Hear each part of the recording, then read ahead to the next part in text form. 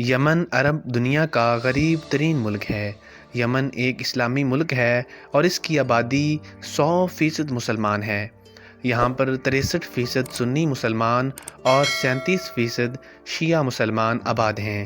یمن تیل اور دوسرے قدرتی وسائل سے مالا مال ہے، لیکن پھر بھی یہ غریب ملک ہے۔ اس کی وجہ حوثی باغی اور شیعہ سنی اختلافات ہیں۔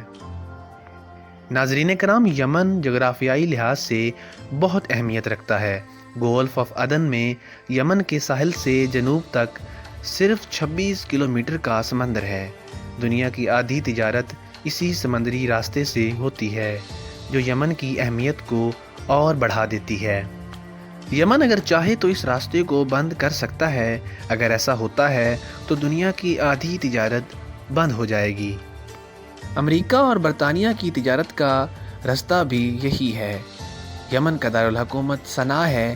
یہ شہر دنیا کے قدیم ترین شہروں میں سے ایک ہے۔ یمن کی کل آبادی 3.5 کروڑ ہے، جس میں سے 35 لاکھ لوگ صنعا شہر میں رہتے ہیں، جس کی وجہ سے صنعا یمن کا سب سے بڑا شہر بن جاتا ہے۔ کہا جاتا ہے کہ عربی نسل کا آغاز بھی یمن سے ہی ہوا تھا۔ قریش اور انصار قبیلے کا تعلق بھی یمن سے بتایا جاتا ہے، جو بعد میں ہجرت کر کے سعودی عرب کے علاقوں میں آ بسے تھے۔ یمن کے شمالی حصوں میں تیل، گیس اور سونے کے ذخائر وافر مقدار میں موجود ہیں۔ انہی ذخائر کے حصول کے لیے برطانیہ 150 سال تک اس خطے پر قابض رہا۔ یمن کی کرنسی یمنی ریال ہے۔ ایک یمنی ریال 1 روپے کے برابر ہے۔ یمن میں مکمل طور پر اسلامی قانون نافذ ہے۔ عورتیں نقاب پہنتی ہیں۔ عورتوں کی تصویر بنانے پر مکمل پابندی ہے۔ یمن کے لوگ بڑے بہادر اور محنتی ہیں۔ اس ملک کے 50% لوگ غربت کی لکیر سے نیچے ہیں۔ عرب دنیا کا ایسا ملک جہاں جمہوریت ہے وہ یمن ہے، لیکن اس کے باوجود پچھلی 2 دہائیوں سے یمن خانہ جنگی کا شکار ہے۔ اس بات میں کوئی شک نہیں کہ یمن دنیا کا خوبصورت اور تاریخی ملک ہے، لیکن اس کے باوجود یہاں سیاحوں کی تعداد نہ ہونے کے برابر ہوتی ہے۔ اس کی وجہ اس ملک میں جاری خانہ جنگی ہے۔ ڈریگن بلڈ ٹری نامی ایک درخت جو صرف یمن کے ایک جزیرے میں پایا جاتا ہے، یہ درخت بہت سی ادویات میں استعمال ہوتا ہے۔ اس کی شکل چھتری کی طرح ہوتی ہے۔ یمن کی تاریخ ہزاروں سالوں پر محیط ہے۔ کہا جاتا ہے کہ حضرت نوح علیہ السلام کے بیٹے نے اس علاقے کی بنیاد رکھی تھی۔ پہلے یہ علاقہ عیسائیوں کا مرکز تھا۔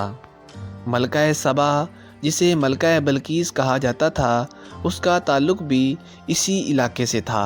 حضرت سلیمان علیہ السلام کے زمانے میں ملکہ بلقیس یہاں کی حکمران تھی۔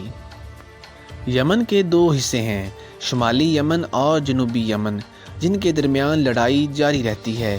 1990 میں ان دونوں حصوں کے درمیان ایک معاہدہ ہوا، جس میں یہ فیصلہ ہوا کہ ملک کے دونوں حصوں میں ایک ہی نظام حکومت ہوگا، لیکن ایسا ہو نہ سکا اور پھر 1994 میں ان کی علیحدگی ہو گئی۔ شمالی یمن کی فوج، جس کو ایرانی حکومت سپورٹ کر رہی تھی، اس نے جنوبی یمن کے کچھ علاقوں پر قبضہ کر لیا۔ جنوبی یمن کو بھی سعودی عرب سپورٹ کرتا تھا۔ ان کے درمیان جنگ شروع ہو گئی اور اس جنگ میں 1 لاکھ غریب یمنی مارے گئے۔ یہ برطانیہ کی چال تھی جو کامیاب ہوئی۔ برطانیہ جاتے جاتے اس ملک کو 2 حصوں میں تقسیم کر گیا تھا، تاکہ یہ لوگ آپس میں لڑتے ہی رہیں اور کبھی ترقی نہ کر سکیں۔